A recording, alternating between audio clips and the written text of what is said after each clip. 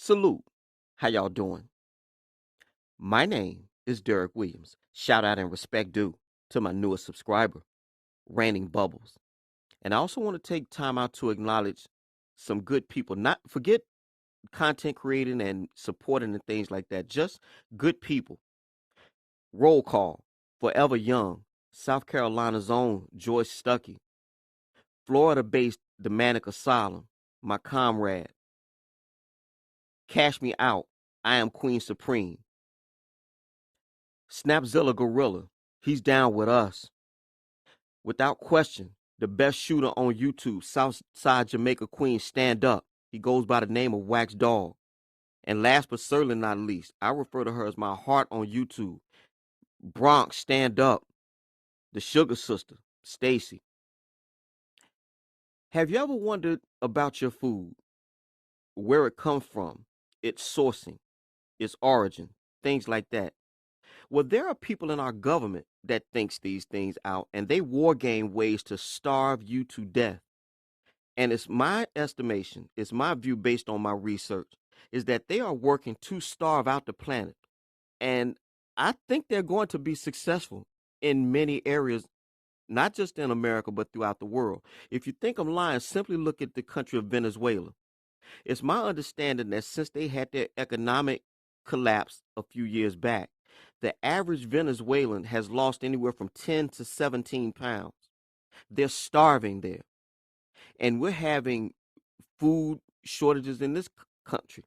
In fact, you see all of these lines in America, of all places on the earth, with long lines to get food.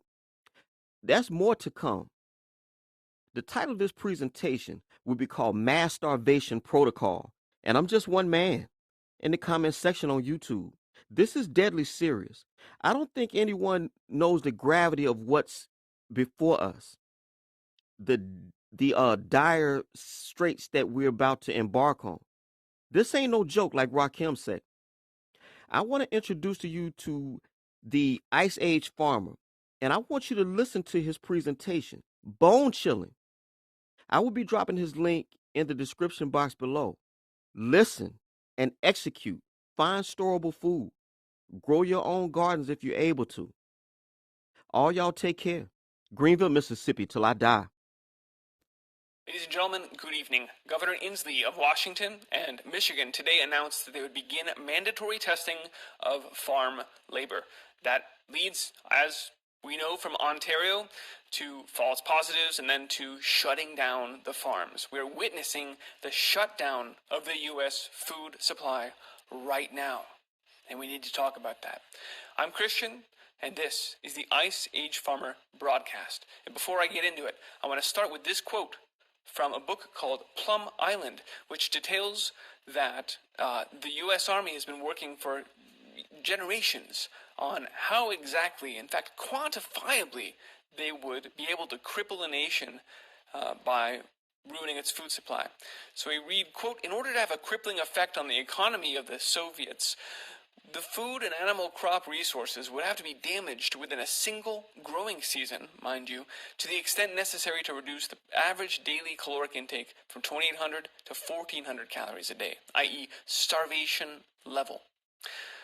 Reduction of resources to that level for a year would kill about a fifth of the people, 20%, and it would render the others completely useless. No manual labor would be possible. They'd become just sluggish. They'd be starving. Yes, there are people in the U.S. government whose job it is to wargame, to think about how to starve out a country.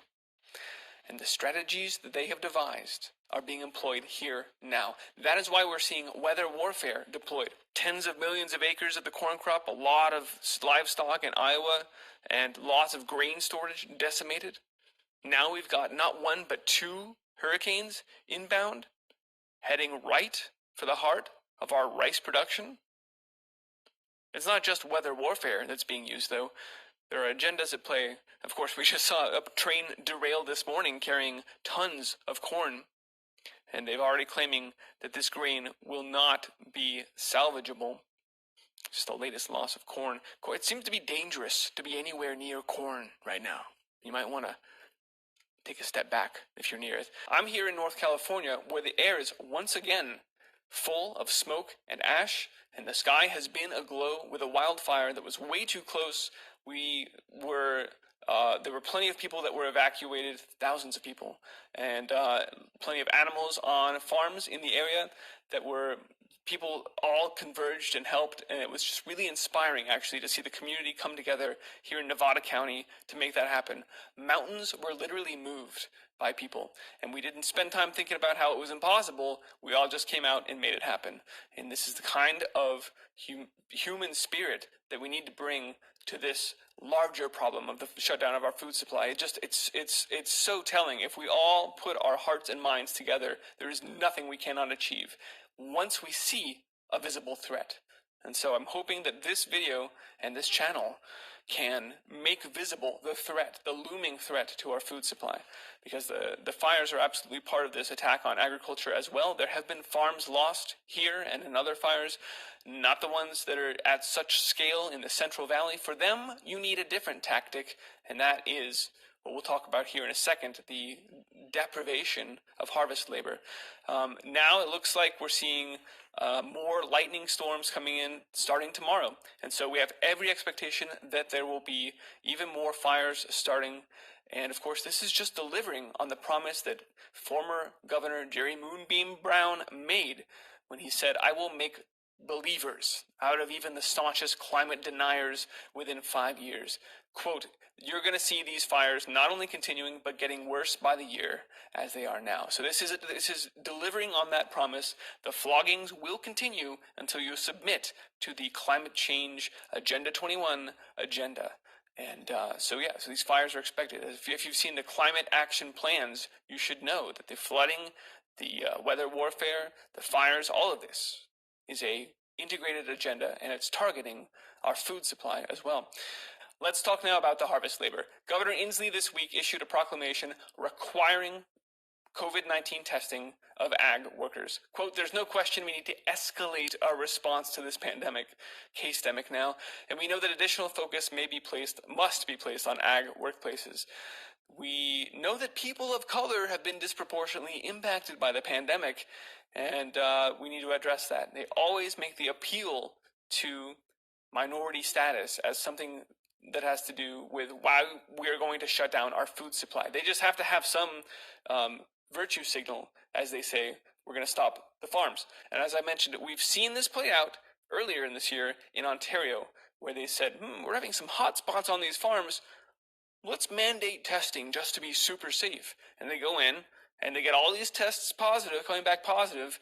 Look at this. It's been happening everywhere. Every single farm worker at this U.S. farm has tested positive. Here's another quote, this is a different article about a different farm in California. Everyone tested positive. Ladies and gentlemen, this is ridiculous. There's clearly no value, but nonetheless, we're going to go ahead and we're going to mandate testing now, Governor Inslee, in every farm in Washington, which will necessarily lead to more of these people testing positive, and then we'll see the shutdown of farms in Washington. This did happen. Farms effectively shut down in Ontario. This has already played out there, and it's happening now in California. Governor Gruesome Newsom has sent out COVID-19 strike teams to enforce OSHA guidelines and shut down farms that do not comply. And we're seeing this trend. Dispatched 3 coronavirus strike teams this past week to the Central Valley of California, where there can't be wildfires because they've got irrigation. And they're shutting down the farms. Here it is happening in Michigan, as I mentioned, starting Monday. Mandatory testing for Michigan farm workers. A federal judge on Friday refused to block, so it's still there, a requirement of Michigan's farm workers to get tested, rejecting claims that it violates the rights of Hispanic. I told you, they always have some appeal to the minority, to this racial thing. They just have to have that in there. It's playing out in New York as well. Migrant farm workers warn of next COVID-19 wave. You can just go try it. Search your state farm worker protections and COVID-19 protections, and you will probably find something. I couldn't in Iowa. Maybe that's why they had a land hurricane there that took out a 100-mile wide swath of our corn. So this is the biggest attack on U.S. agriculture that you can imagine. Here it is from Wisconsin. Emergency order requiring protection against the workers. Yes, always worker protections, but what's really going on is state by state, a shutdown Mandatory testing leads to people testing positive, leads to shutdown. We have said for months now that this narrative had been injected and that it's been playing out, and now sure enough, it's happening. They are shutting down the US agricultural system. They're stopping the harvest.